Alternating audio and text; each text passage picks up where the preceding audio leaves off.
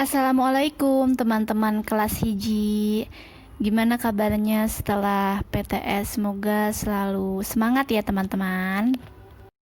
Hari ini kita akan belajar mengenai kegiatan. Untuk sekarang 5 kegiatan dulu ya. Ketika Miss Iva menjelaskan, teman-teman boleh sambil diikuti ya. Nuka hiji ayat tajong. Tajong artinya tendang. Maka dari itu, ditajong artinya ditendang. Kira-kira benda apa yang bisa ditajong? Seperti pada gambar, di situ ada gambar bola ya. Berarti bola ditajong. Bola ditendang. Nuka 2 ayat serat.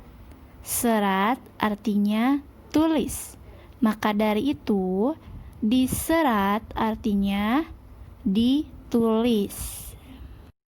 Seperti contoh gambar di atas, maka surat diserat atau surat ditulis. Nuka 3 aya aos, artinya membaca. Maka dari itu, diaos artinya dibaca. Kira-kira benda apa yang bisa diaos? Ya, betul. Buku. Berarti buku diaos atau buku dibaca.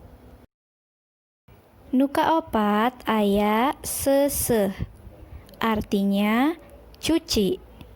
Jadi, diseseh artinya dicuci. Benda yang bisa dicuci salah satunya adalah baju. Baju diseseh artinya baju dicuci.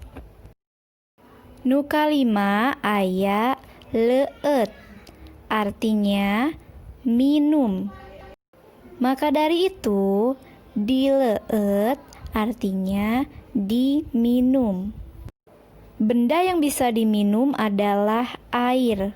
Air dalam bahasa Sunda adalah cai. Cai dileueut artinya air diminum.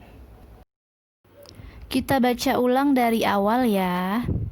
Tajong, serat, aos, seseh, leueut. Silakan teman-teman tulis di buku tulis ya, disalin. Contohnya seperti ini. Lanjutkan dari nomor hiji sampai nomor 5. Sekian dari Miss Iva. Wassalamualaikum warahmatullahi wabarakatuh.